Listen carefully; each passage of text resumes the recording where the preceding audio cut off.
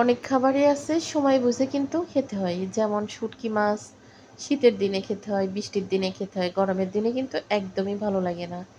তো এই পরিমাণ বৃষ্টির ভিতরে আমার একটু মন চাচ্ছে শুটকি মাছ রান্না করি।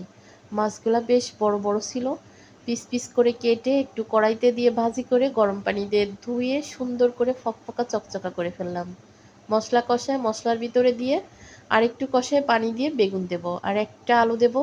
আমাদের গাছের বেগুন, আমার মন চাচ্ছে যে একটু বেগুন দিয়ে রান্না করি।